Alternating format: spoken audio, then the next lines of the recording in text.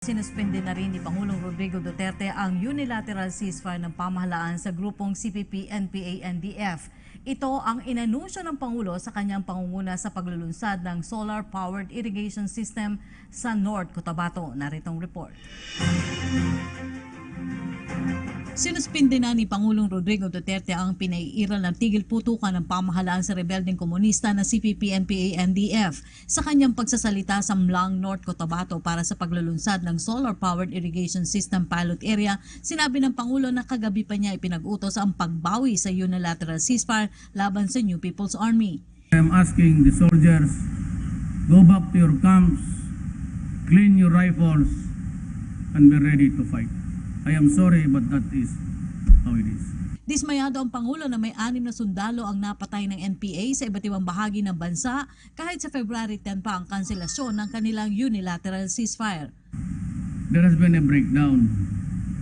When I thought all the world that we have a ceasefire, suddenly they lifted it because they wanted ang Communist Party of the Philippines would want me to release 400 prisoners.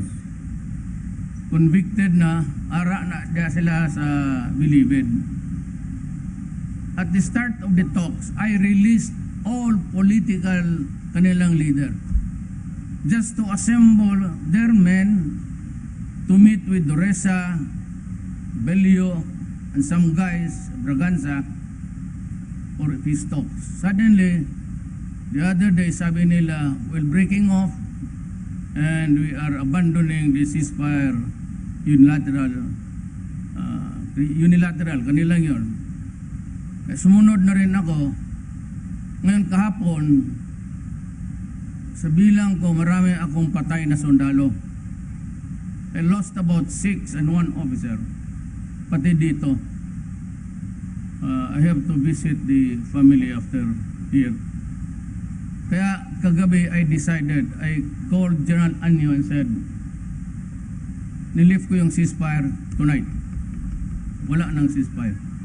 Gate pa ng Pangulo, ito na sana ang pinakamagandang pagkakataon ng mga rebelde na makabuo ng kasunduan sa ilalim ng kanyang pamunuan. Pero sinayang niya ito ng rebeldeng grupo. Dagdag pa ni Pangulong Duterte, hindi na siya ang dapat sisihin dahil ginawa niya ang lahat para magkaroon ng katanggap-tanggap na kasunduan kasabay ng pagwawakas ng 50 taong insurreksyon. I would have wanted very much. Talagang gusto ko. Kasi it's about 50 years in the making. Ang ibig sabihin, gusto niyo another 50 years? Wala nang katapusan? Kung walang katapusan, sige.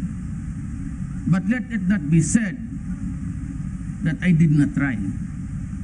So I guess that peace with the communists cannot be realized during our generation.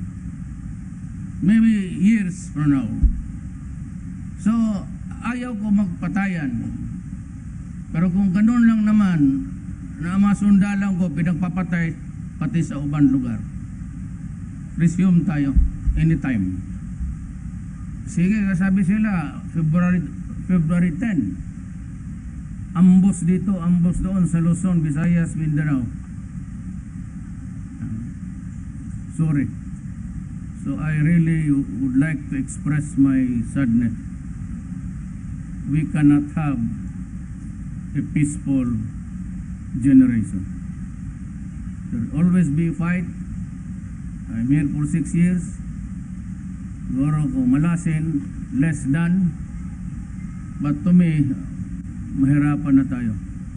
About the only time, the golden opportunity, kasi galing ako sa left, would be under my administration.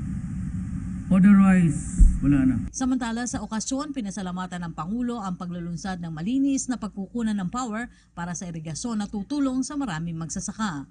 Para sa PTV News, Rocky Ignacio.